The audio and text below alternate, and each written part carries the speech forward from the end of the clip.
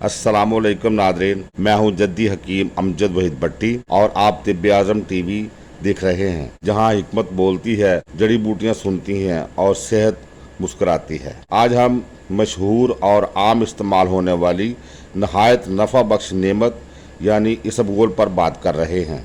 आपने अगर अपना टीवी चैनल तिब्बे आज़म अभी तक सब्सक्राइब नहीं किया तो पूरी वीडियो देखिए और इसको सब्सक्राइब कर ले और घंटे के बटन पर क्लिक कर ले।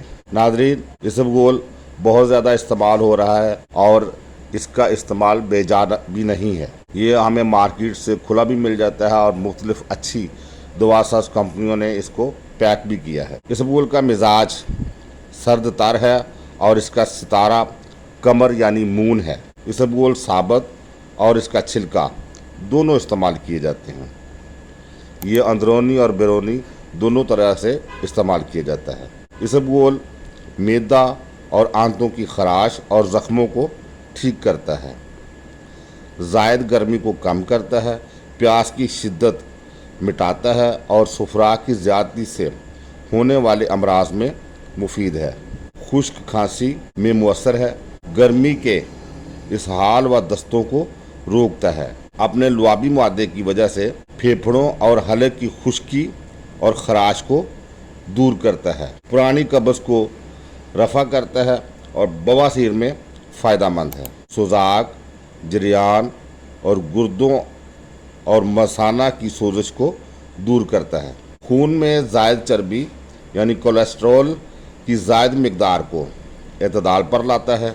शुगर को कंट्रोल करने में बहुत फ़ायदा मंद साबित हुआ है। इसबगोल में कुदरती तौर पर फाइबर यानी ग़िज़ाई रेशा, लिनोलिक एसिड, एंटी इन्फ्लामेटरी और लुआबी मादे पाए जाते हैं, जिसकी वजह से इसकी अफादियत और ज़्यादा बढ़ जाती है। इसबगोल हाई ब्लड प्रेशर, दिल की तेज़ धड़कन और कई दूसरे अमराज में बहुत नाफे है।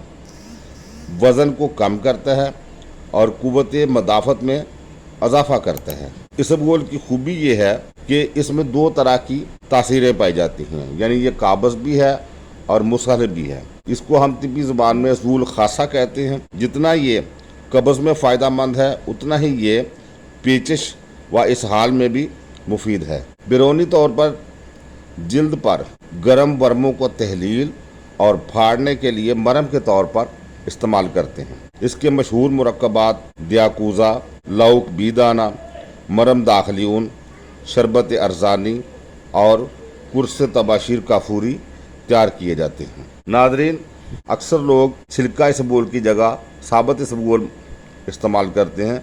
उसमें एक छोटी सी एहतियात है, वो ज़रूर जहन में रखिएगा, और वो ये है कि साबत इसबगोल को कूट कर या चबा कर नहीं खाना चाहिए। उम्मीद है आपको हमारी ये वीडियो पसंद आएगी। आपको किसी मर्ज़ का सामना हो तो मुस्तनद तबीब से रजू करें या तिब्बे आज़म टीवी से जुड़े रहिए। अपना और अपने प्यारों का ख्याल रखिए, फितरत अपनाइए, सेहत पाइए, क्योंकि यही सेहत दोस्ती है। तिब तबीब जिंदाबाद, पाकिस्तान पाइंदाबाद। अल्लाह हाफिज़।